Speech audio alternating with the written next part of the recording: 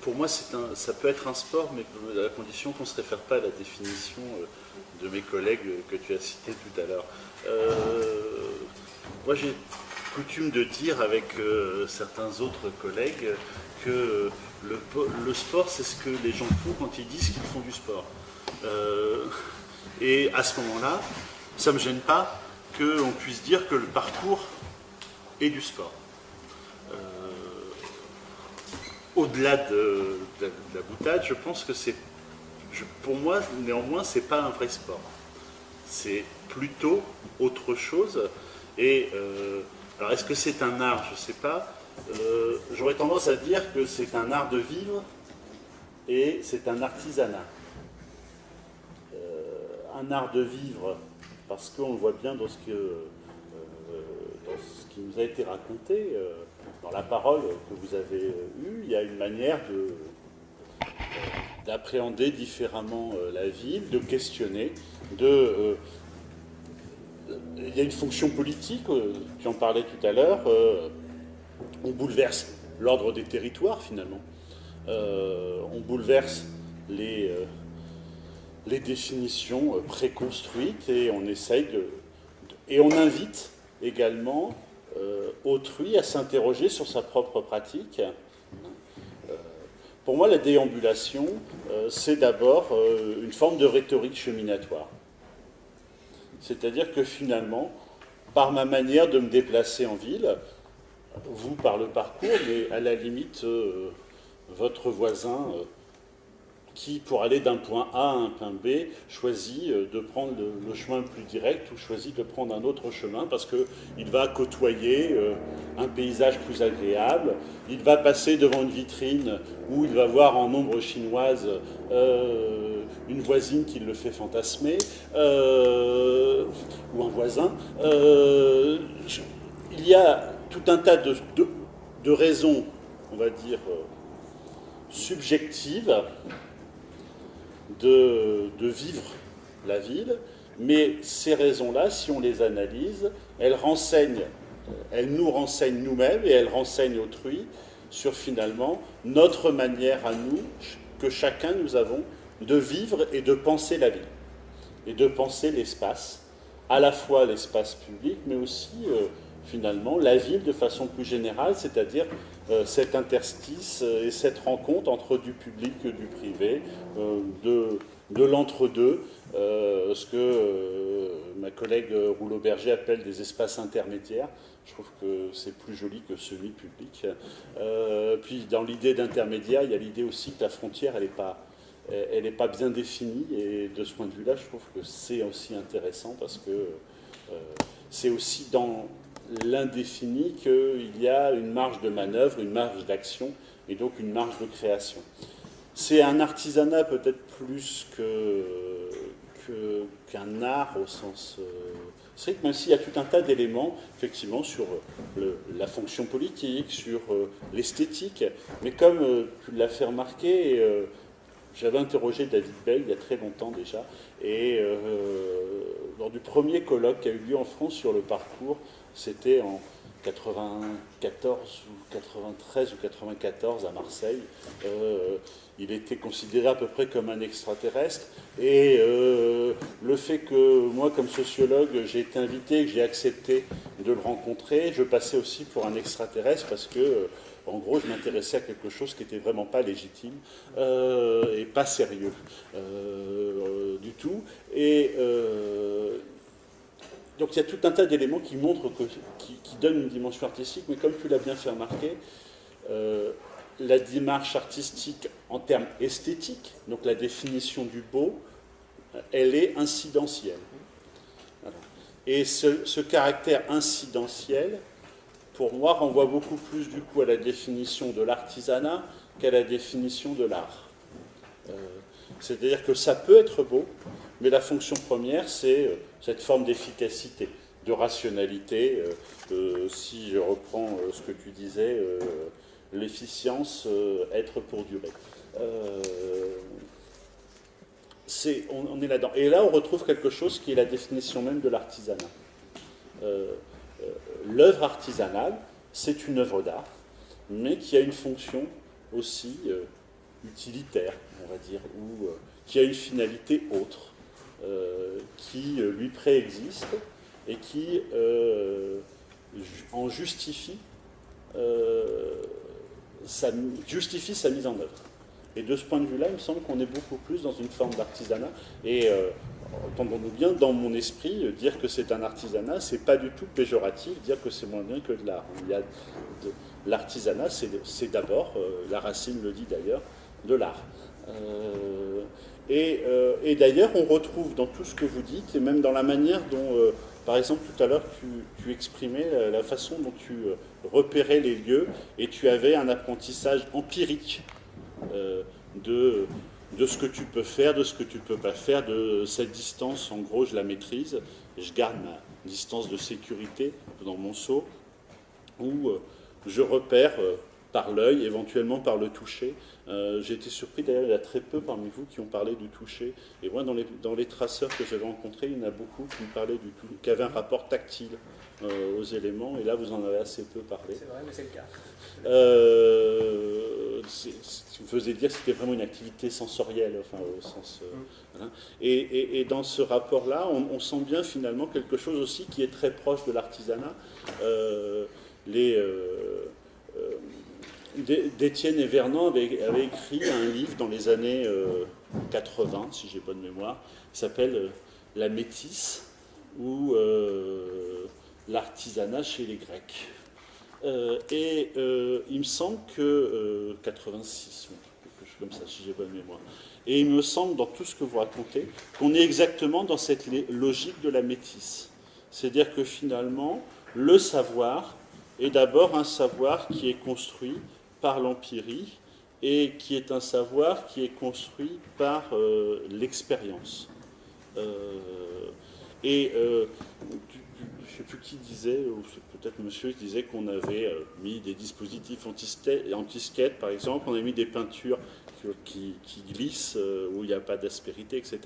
Mais en même temps, ça fait partie d'une forme d'expérience. C'est-à-dire que le jour où on repère que cette peinture a été mise en œuvre, on va essayer de trouver une manière de détourner cette peinture et à la limite de s'en servir pour avoir une nouvelle expérience dans cet espace. Voilà. Et c'est à la limite un challenge supplémentaire qui vous est offert.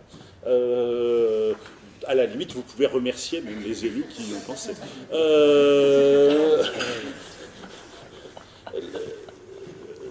Moi, j'ai beaucoup travaillé avec des skateurs. Les skateurs se régalaient des dispositifs anti-skate. Et le jeu, c'était même finalement d'espérer que certains allaient être mis pour qu'on puisse vraiment encore plus s'amuser avec. On est sur la même logique. Et là, on est sur vraiment cette logique artisanale de la métisse, c'est-à-dire qu'on est sur un savoir qui a une base théorique, hein, mais qui est nourri par l'expérience et par la transmission, et c'était très net dans le groupe, par la transmission de sachants à des apprenants. Je n'ai pas dit des élèves. C'est-à-dire qu'il n'y a pas forcément un rapport d'autorité, mais il y a un rapport entre des personnes qui ont de l'expérience, qui peuvent la faire partager et peuvent transmettre ces formes de savoir, et des autres personnes qui, elles, sont en demande pour apprendre, pour pouvoir, en l'occurrence, se déplacer. Se déplacer en ville dans le cadre du parcours. C'est propre des espaces publics que d'être partagé. Oui. C'est d'ailleurs éminemment bourgeois. C'est éminemment bourgeois. Oui. L'espace privé, ou la privatisation de l'espace public, c'est petit bourgeois. Mais c'est pas bourgeois. Le bourgeois, depuis le XVIIIe siècle, voilà, il rêve de l'espace. Sa rapport à l'espace, c'est une propriété temporaire. C'est exactement ce qu'ils font. Temporaire et transitoire. C'est-à-dire que l'espace m'appartient le temps où je m'en sers. Et après, j'en cède l'usage et la propriété temporaire à d'autres qui en auront l'usage qu'ils veulent, et ainsi de suite, en me gardant la possibilité de revenir. C'est la définition même de la propriété chez les bourgeois. Voilà. La vraie définition bourgeoise de la propriété, c'est celle-ci. C'est pas du tout une définition avec des murs, avec du barbelé en haut, enfin la gate community, le bâtiment fermé, clos, emmuré. C'est pas du tout bourgeois. C'est une invention d'aujourd'hui, voilà, mais c'est pas bourgeois. Pour moi, le lieu l'est si on s'en sert. Mais en même temps, si on s'en sert sans trop se cogner. Enfin, sans trop, voilà. Ou sans trop se cogner les uns aux autres, donc dans la succession. Voilà. C'est Pérec qui disait que vivre, c'est se croiser sans se cogner. Je trouve que c'est complètement ça, ce qu'on entend à Saintes, il y a eu dans la ville de Saintes, en Charente-Maritime, il y a eu un ancien immeuble d'habitation à loyer modéré qui a été est complètement évidé et qui a été mis à disposition par la municipalité, à disposition de qui voulait l'occuper. Donc les portes ont été supprimées. Il y a des plateaux, des escaliers, c'est tout. Et donc les artistes peuvent y aller, faire du graphe, du tag. Certains y installent même des toiles. Mais il y a un accord tacite de l'ensemble des usagers pour dire si monsieur a installé une toile ici, je ne vais pas le perturber, je vais aller moi travailler, faire ce que je veux ailleurs. On y trouve quelques traceurs, on y trouve sur le parvis quelques skateurs, et tout ça fonctionne plutôt en assez bonne intelligence. Mais il y a une volonté, c'est-à-dire qu'effectivement, il n'y a pas de, à la différence de ce qui se passe pour vous, il n'y a pas de clé. Il n'y a pas de clé, il n'y a pas de porte, même si ça pose des problèmes juridiques. Et je voulais revenir d'ailleurs très rapidement sur ce que tu disais. La jurisprudence ne me rend pas aussi optimiste que ce que l'avocat t'avait dit, puisque, hélas, il y a beaucoup de contentieux pour les collectivités territoriales sur les pratiques comme ça, on va dire, sauvages. Moi, j'aime bien le terme sauvage. Je expliquerai pourquoi moi, je pense que le parcours est un sport sauvage et que pour moi, c'est pas du tout péjoratif.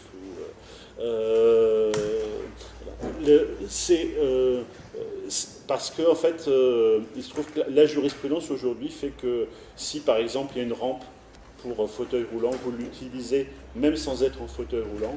Si vous cassez la cheville dessus, vous portez plainte contre l'utilisateur, la société, l'entreprise, les services publics, et vous avez peut-être 90% de chances de gagner et d'être indemnisé aujourd'hui en France. Donc je comprends la prudence et le discours du gardien, même si je ne l'approuve pas sur le fond, mais je comprends pourquoi, lui, les consignes que lui reçoit et comment une municipalité peut être, elle, soucieuse d'éviter les dangers. Et comment est-ce qu'elle peut être tenue pour responsable Voilà, d'une blessure lors d'un usage qu'elle n'a pas prévu oui. Parce que normalement, si elle n'a pas prévu un usage, il faut qu'elle le rende impossible. Si un type décide de se jeter du haut d'un pont, je veux dire, il y a plein de ponts desquels on peut monter sur les rambardes facilement et se jeter. Et elle ne peut pas être tenue pour responsable de ça parce que... il faut qu'elle puisse prouver que la hauteur du pont est suffisante pour qu'il y ait eu un acte vraiment intentionnel. C'est la loi. Mais il n'y en a pas beaucoup. Hein. Oui, il n'y en a pas beaucoup, je sais, mais c'est la loi. En général, les familles de suicidés ne se retournent pas contre les collectivités territoriales, mais elles pourraient. Hélas, pour la collectivité, parce que... Mais la loi prévoit que, aujourd'hui, par exemple, si vous avez la cour de l'école à côté, où vous êtes rentré tout à l'heure, hein, si vous vous blessez dans la cour de l'école pendant votre activité, si vous vous retournez contre la ville en disant que vous êtes blessé dans la cour de l'école, il y a des fortes chances pour que la ville doive payer vos frais éventuels d'hospitalisation, sauf si elle est en mesure de prouver que la hauteur des murs autour, des grilles éventuellement, etc., fait qu'il y a eu une intentionnalité et que la prudence d'un usage normal de l'espace n'a pas été respectée par votre pratique. Le fait que là, les murs étaient suffisamment hauts, non? Pour le cas présent, je pense que l'argument pourrait passer, mais après on ne maîtrise pas les décisions d'un tribunal administratif.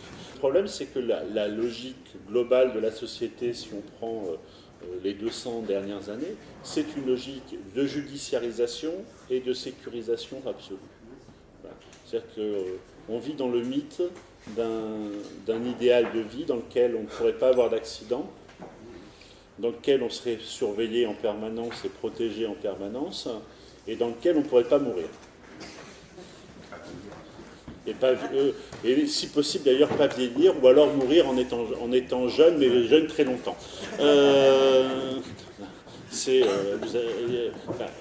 J'entendais l'autre jour que les médecins commencent à réfléchir tout à fait sérieusement au fait que le corps humain pourrait vivre jusqu'à 800 ans. Oui. Ça va entraîner quelques longueurs. Et pour les retraites, je pense qu'il va falloir penser à faire un peu plus que 42 ans de cotisation. Mais non, l'enjeu, il est là. Je peux me permettre de répondre sur le chauffage, parce que je pense que ça peut peut-être aussi en partie répondre à D'accord. parce que vous disiez que sauvage, mais vous n'aimiez pas l'adjectif. Non, c'est toi qui as dit ça.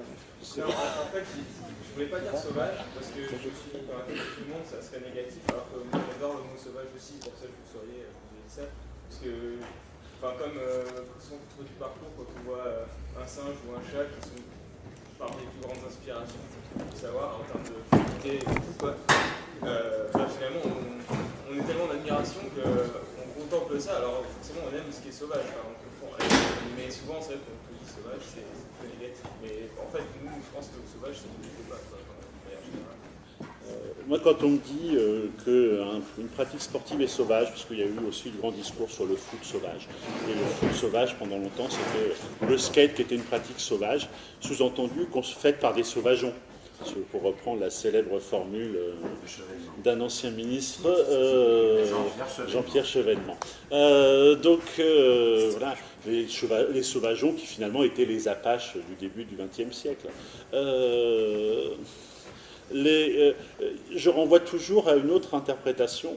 Il y a un très beau livre que beaucoup d'entre vous ont lu sans doute, ou s'ils ne l'ont pas lu, devraient lire, qui s'appelle La pensée sauvage, de Claude Lévi-Strauss. Et Lévi-Strauss dit toujours que ce qui est sauvage, en réalité, n'est pas irrationnel et n'est pas déstructuré. Simplement, il a une forme de rationalité, d'efficacité, il est capable d'une pensée réflexive, mais simplement c'est pré-cartésien, on va dire.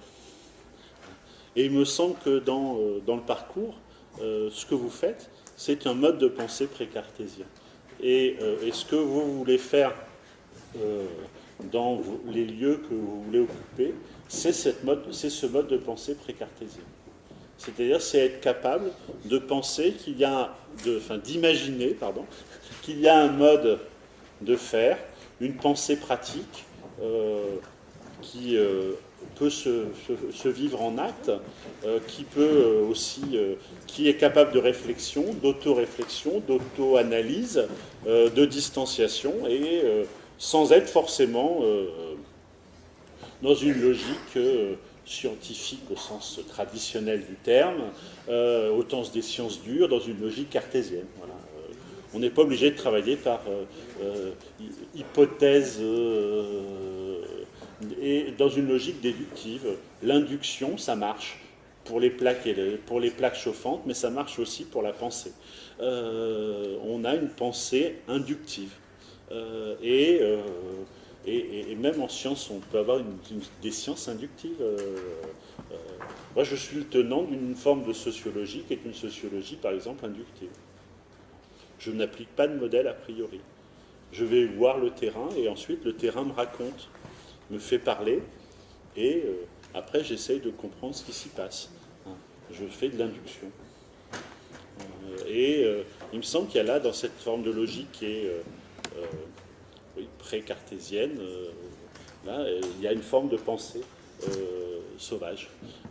Et de ce point de vue-là, je trouve que dire qu'un sport, une pratique physique, une pratique artistique est sauvage, une pratique urbaine est sauvage, c'est aussi, je trouve, un très beau compliment que l'on peut lui faire. C'est-à-dire qu'on lui fait confiance dans sa capacité à réfléchir et à penser le monde dans lequel elle est. Si moi tout à l'heure j'ai dit que c'était les pratiques les unes après les autres, la propriété des deux sens-là, évidemment ça n'excluait pas que dans le même bâtiment il puisse y avoir deux pratiques qui coexistent l'une à côté de l'autre. Hein. Et justement l'intérêt de ces espaces, c'est que ça peut cohabiter, c'est que justement ils n'ont pas de fonction préétablie. Mais du coup, à partir du moment où il n'y a pas de préétablissement, il n'y a pas cette fonctionnalité que tu mentionnais, il y a des modèles d'urbanisme très connus, hein, où on sépare, voire même sur différents niveaux, pour essayer que les différentes modes de circulation ne se mélangent pas, les différentes populations ne se mélangent pas non plus. Au-delà de ça, l'intérêt de ces espaces, finalement, c'est que tout est possible, parce que rien n'est possible. Et c'est pas un jeu de mots. On peut utiliser la métaphore, c'est l'espace entre les mots. Finalement, si vous mettez des mots les uns à côté des autres, pour faire une phrase, vous êtes bien obligé de mettre des espaces entre les mots. Et ces espaces entre les mots, c'est pas du vide. En fait, c'est du vide en apparence, mais c'est du vide qui crée le lien entre les mots. Pourquoi? Parce que si vous attachez tous les mots, en fait, votre phrase, elle devient, enfin, ce que vous avez écrit est incompréhensible. Et c'est la même logique qu'il y a dans les espaces, qu'il y a dans la pratique que vous faites, vous, et dans vos rapports avec les autres personnes. Cet espace, vous l'occupez, mais de temps en temps, il y a du creux, il y a du vide, il y a de l'incertain, et ce creux, ce vide, cet incertain, c'est ce qui crée le lien. C'est ce qui fait que tout d'un coup, c'est parce que rien n'est prévu que tout d'un coup, tout est possible. Voilà. Et c'est vraiment cette logique-là. Et c'est ce qui rend compréhensible, c'est ça. Donc, il y a dans notre société, de façon globale, une peur du vide. Alors, il y a une logique du vertige que vous avez aussi expérimenté, qu'on a vu tout à l'heure. Hein, David Bell en parle beaucoup quand on l'interroge, ou dans ce qu'il a écrit, il parle beaucoup de ce rapport au vertige, mais c'est pas le même vide, évidemment, là dont je parle. C'est-à-dire que lui, c'est un vide de vertige, et dans notre société, la peur du vide, c'est la peur de du blanc, finalement, de l'espace inoccupé. À la télévision, lorsque tout d'un coup le son s'arrête, ou à la radio, lorsque le son s'arrête pendant 2 secondes, il y a un instant de panique et d'effroi qui se lit dans le regard de ceux qui regardent ou de ceux qui écoutent, parce que de toute façon, ils ont cette absolue certitude que s'il y a du vide, le monde va s'écrouler.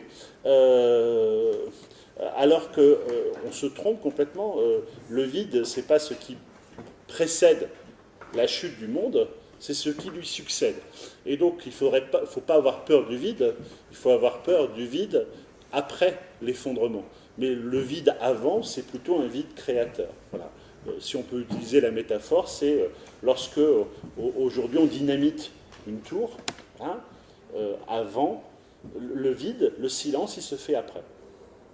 Il y a un grand bruit et il y a le silence après. Voilà. C'est ce silence-là qui pose problème. Parce que finalement, on a réduit à néant la vie d'habitants qui avaient fait une fois toute leur vie et pour qui c'est un drame qu'un bâtiment dans lequel ils avaient vécu, dans lequel ils avaient une histoire, un passé, ait pu s'effondrer aussi facilement et qu'un pan entier de leur vie, de leur histoire individuelle et collective, ait disparu. Mais le vide d'avant, c'est-à-dire le fait que de temps en temps, on puisse être, même éventuellement, autour d'une table, et puis se regarder et ne rien dire. Ou on puisse être autour d'une place, et puis ce que vous avez fait tout à l'heure, d'ailleurs, tout à fait pendant qu'on était là-bas, il y a eu un petit instant où vous avez certes repris votre souffle, mais indépendamment de ça, je pense que la première logique, c'était pas de reprendre votre souffle, c'était de créer cet instant de vide qui va permettre le retour d'attention. Et finalement, qui va permettre que vous vous coordonniez. Voilà. Donc le vide, il avait une utilité. Le silence, il avait une utilité. Et de ce point de vue-là, l'espace dont vous parlez, la fonction qui vous a été donnée, pour moi, elle rentre là. C'est-à-dire qu'elle est dans cette acceptation de l'intermédiaire, du vide, de l'incertain, mais qui va permettre de relier les activités et d'en avoir une propriété partagée, transitoire. Voilà. Est-ce que vous pensez que c'est en partie la peur du vide qui peut expliquer la spécialisation et les usages, et puis la définition d'usage strict pour chaque chose, chaque lieu, chaque objet? C'est-à-dire que nous, en tant que pratiquants, on fait aussi souvent l'expérience d'un spectre de réactions assez divers, mais une des réactions qui, en tout cas pour moi, est revenue le plus souvent, et qui provoque la colère des passants, ou des collectivités territoriales, c'est pas fait pour ça. C'est pas fait, et donc vous les mettez en danger. Et c'est cette phrase-là, c'est pas fait pour ça. Il y a effectivement une panique, souvent dans le regard de celui qui l'a dit, quand on lui répond tranquillement, mais pourquoi on pourrait, même, quand bien même ce serait pas fait pour ça, pourquoi on pourrait pas le faire? Non, arrêtez, j'appelle la police. Il y a vraiment quelque chose. C'est pas fait pour ça, mais en même temps, les mêmes collectivités territoriales, les mêmes usagers se sentent obligés de transformer le lavoir en espace de verdure, mettre un puits infâme au milieu de l'espace public et mettre des pots de fleurs dedans, transforme la soupière de grand-maman en pot de fleurs sur leur appui de fenêtre. C'est pas dédié non plus de la même façon, c'est la même logique, voilà. Simplement ils l'ont pas compris, et puis ce que eux font ne les choque pas, ce qui choque toujours c'est l'autre. Donc voilà. Mais de façon plus globale, il me semble que ce que ça traduit surtout, c'est quelque chose qu'avait bien mis en évidence Norbert Elias, c'est le déclin du degré d'acceptabilité de la violence, tout simplement. Un désir féroce de sécurisation. On n'a jamais autant parlé d'insécurité aujourd'hui, alors qu'objectivement, quand on prend les chiffres de la violence, on n'a jamais été dans une société aussi sûre et aussi sécure, j'emploie le mot à dessein, que depuis presque 250 ans, presque 200 ans, qu'on a des statistiques sur la violence en France. Voilà. Pourtant, si vous regardez le discours ambiant, si vous écoutez Jean-Pierre Pernaut sur TF1, ce qui est une connerie d'ailleurs, entre parenthèses, mais vous allez avoir un discours sécuritaire sur le fait qu'il y a du danger, voilà, parce que fondamentalement, aujourd'hui, on voit que face à la montée de l'individualisme, l'homme étant de plus en plus seul, voilà, il a besoin d'être de plus en plus rassuré, et donc dans sa solitude, et donc il a besoin d'être de plus en plus sécurisé. Donc là, tout ce qui perturbe l'ordre, tout ce qui rend non sécuritaire ou non sécurisé son environnement immédiat, lui fait peur, génère de la panique, donc il attend une réponse.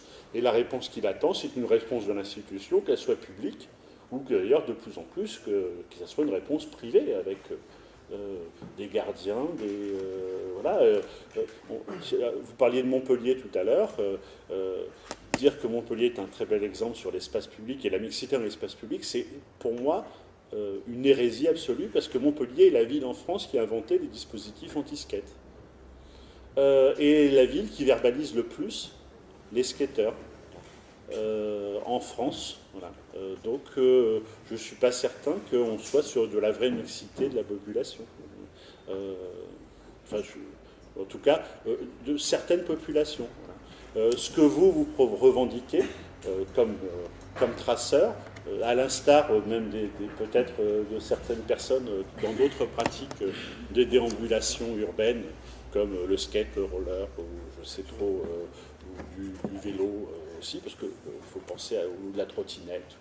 Voilà. Finalement, c'est aussi une manière de dire que vous revendiquez le fait que la ville n'est pas uniquement un espace dédié à la consommation. Que la ville, c'est aussi autre chose. C'est un lieu de débat, d'échange, c'est un lieu d'esthétique, d'émotion, d'expérience, d'expérimentation, et ce n'est pas uniquement un espace qui se réduit à une fonction mercantile. Est-ce qu'il n'y aurait pas aussi, face à ces pratiques, une crainte induite par un usage du corps libéré, c'est-à-dire une liberté de mouvement, une capacité de performance qui n'est pas donnée à tout le monde et qui permet par exemple de grimper sur un mur, de voir la ville, enfin le regard, de s'approprier de l'ensemble d'un espace et donc de le considérer avec une toute autre liberté que quand on est coincé dans les dédales et les obstacles qu'il y a sur chaque parcours. J'ai l'impression que la question du corps est importante de cette affaire. Ça renvoie un peu aussi à notre animalité qu'on a tous et qu'on essaye aussi de cacher ou de repousser au maximum. Quoi. Voilà, on ne dispose plus beaucoup. Voilà. Il y a peut-être aussi tout cet imaginaire de peur et de voleurs, d'escalade, etc. Voilà, qui est important quand même et qui fait naître autant d'envie que de peur. Pardon ? Il y a autant d'envie que de peur. Oui, mais moi je pense qu'on peut opposer aussi à cela, parce que moi je fais d'autres expériences de l'immobilité totale. Voilà, donc d'être en ville et ne de rien faire. Mais l'immobilité est une forme de mobilité. Oui. Non, mais je veux dire par rapport au corps vieillissant, parce que non, mais c'est de toutes les places. C'est-à-dire qu'il y a celui qui a le corps comme ça fluide, et il y a le corps immobile qui, parce qu'il est le point fixe, si tu veux, et donc tout le temps peut tout voir, quoi. Je veux dire, voit tout. Enfin, c'est la personne qui est au café et qui sait tout, qui voit tout. Voilà.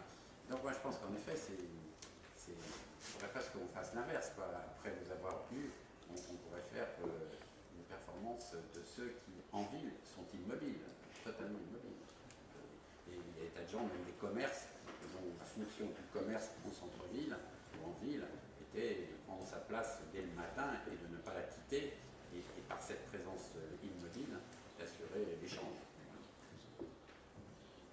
Ce que vous disiez sur le rapport au corps, ça me fait penser aussi à autre chose, ça me fait penser à la question de la proxémie, finalement. À la question de la proxémie. On le sait culturellement, selon les univers culturels dans lesquels on vit, il y a des rapports de distance sociale, des rapports de distance au corps de l'autre qui sont différents.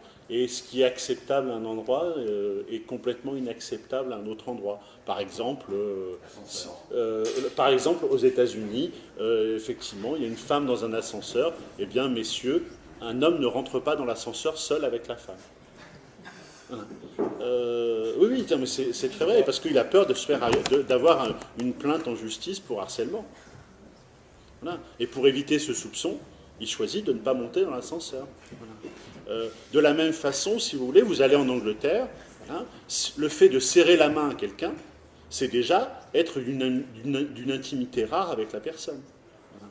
Voilà. Alors que ce n'est pas du tout le cas chez nous, où tout le monde se croise et se serre la main, voilà, parce qu'on n'a pas le même rapport. Et inversement, si ces messieurs se tiennent par l'épaule ou se tiennent par la main en France, on va tout de suite faire peser sur eux un soupçon d'homosexualité. Voilà. Alors, pourquoi ? Parce que dans notre culture à nous, ce geste et ce type de proximité physique va renvoyer à un imaginaire. Ce qui n'est pas du tout le cas, par exemple, si vous allez au Maghreb. Ou si vous allez en Inde, où ça ne posera aucun problème. Et le fait même que vous puissiez y penser sera perçu comme une incongruité. Par contre, si c'est deux personnes de sexe différent qui le font, oui, là, le soupçon d'une relation intime va naître. Voilà. Mais entre personnes de même sexe, le problème ne se posera pas au Maghreb.